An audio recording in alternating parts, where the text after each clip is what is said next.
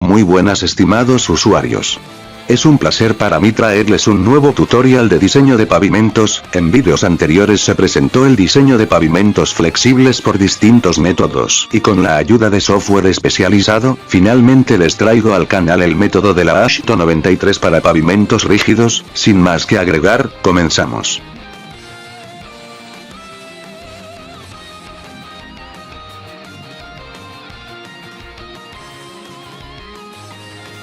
Al igual que en el método de la UNAM y el método ASHTO para pavimentos flexibles, se deben calcular los millones de ejes estándar. Se calculan considerando los coeficientes de daño por cada tipo de vehículo. Hemos de recordar que el valor de estos coeficientes varía para cada tipo de camino. En el presente ejemplo se diseñará el pavimento rígido para un camino tipo A2.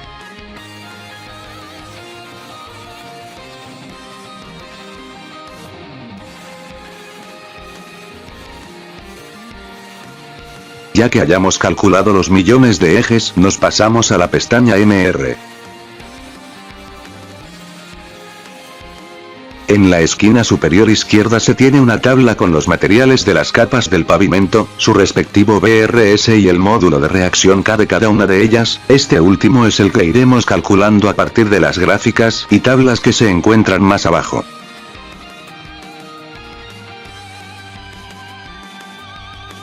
Primero se obtiene el módulo K de la subrasante partiendo de la siguiente gráfica. Para ello, es necesario conocer el BRS de la capa subrasante. Para este ejemplo se tiene un valor de BRS de 8%, se traza una línea vertical como la línea roja que se aprecia en pantalla para encontrar el valor tentativo de K, y lo tecleamos en la casilla color crema. El formato ya está programado para registrar los valores en la tabla que vimos antes.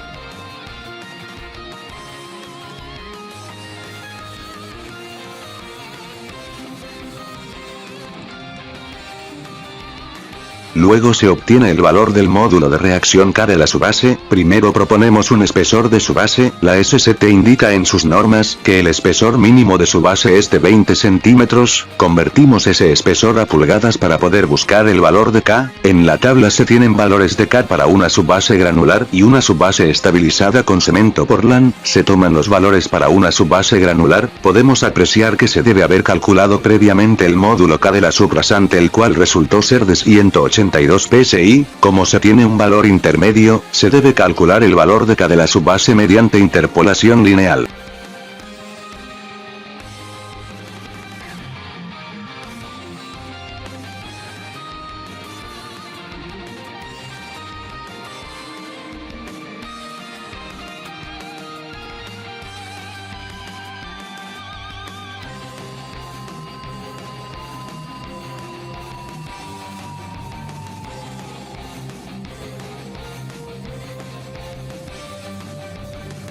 Luego determinamos el valor de CD, el cual va en función de la calidad de drenaje de la capa, de su base y el porcentaje de exposición. En este caso se tiene un drenaje bueno y un porcentaje de tiempo de exposición de 5 a 25%. Con estos datos encontramos que el valor de CD es de 1.1.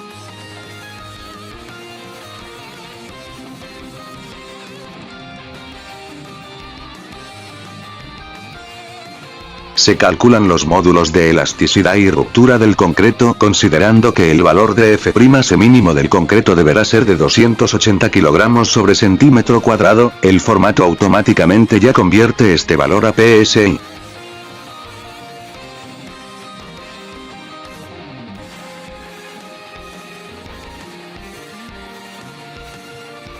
Se determina el valor de J. Para esto se requiere conocer los millones de ejes estándar, los cuales calculamos al inicio resultando en 17.32 millones de ejes. Lo que se requiere conocer es si el pavimento incluirá acotamiento o banquetas. En caso de incluirlos se considera confinado, igualmente si llevará pasadores. En este caso se tiene que el pavimento será confinado con pasadores, por tanto el valor de J será de 2.7.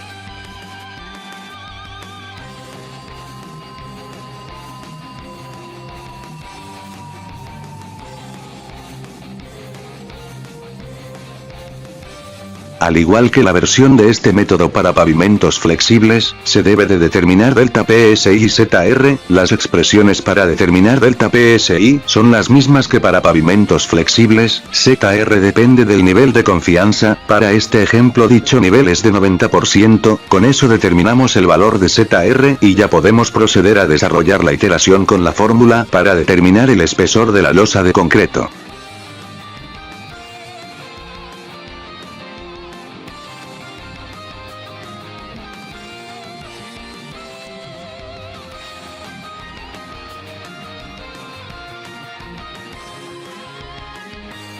Procedemos a realizar la iteración. En la versión de este método para pavimentos flexibles ya se había realizado la iteración ocupando las herramientas de Excel, la repetiré nuevamente pero en esta ocasión solo se realizará una vez. Para determinar el espesor de la losa de concreto, se propone un espesor inicial de 5 pulgadas, que es el espesor mínimo de losa para un pavimento rígido, después copiamos el valor del lado izquierdo de la ecuación ya que lo que buscamos es igualar el lado derecho con el izquierdo. Si revisamos la fórmula, el espesor de que buscamos se encuentra en el lado derecho de la ecuación. Vamos a la pestaña Datos, Análisis de hipótesis y buscar objetivo. Una vez que se abra el cuadro de diálogo, definimos la celda con el resultado del lado derecho de la ecuación con el valor del lado izquierdo, cambiando el valor de la celda color crema y damos clic en aceptar para que nos realice la iteración y nos encuentre el valor final de D.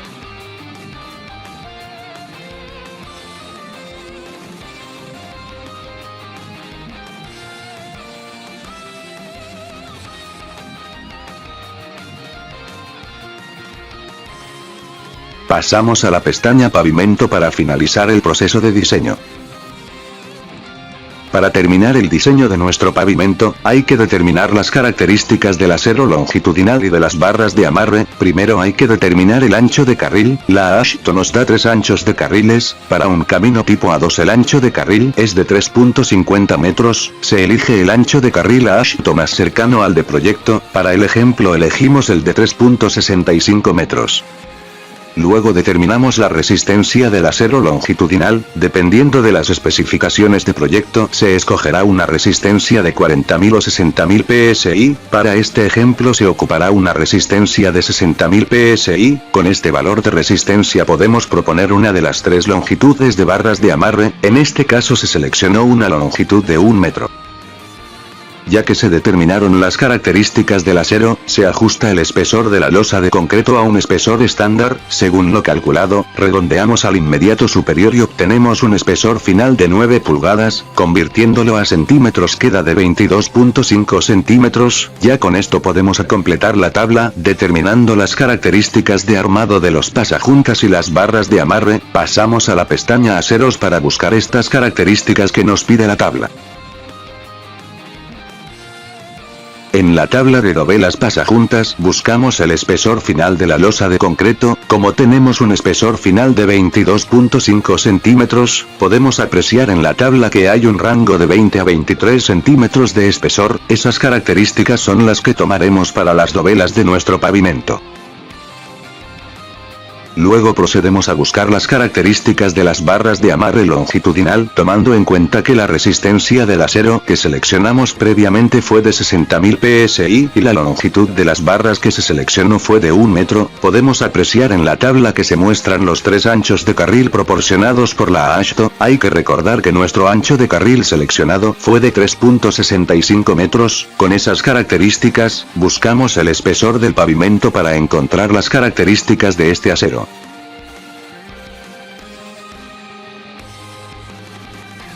Regresamos a la pestaña Pavimento y colocamos manualmente la información obtenida en la tabla. Como pueden apreciar, yo ya tengo la tabla completa. En el caso de ustedes, tienen que completar la tabla manualmente dependiendo de las características de diseño de su proyecto. Para concluir, determinamos el espesor de las demás capas recordando que ya se calculó el espesor de la losa y se propuso el espesor de la subbase. Al igual que el espesor de la subbase, ocuparemos el espesor mínimo que nos indican las normas de la SST para el espesor de la subrasante para terminar el diseño de nuestro pavimento, y eso sería todo. En el diagrama podemos apreciar el diseño final de nuestro pavimento.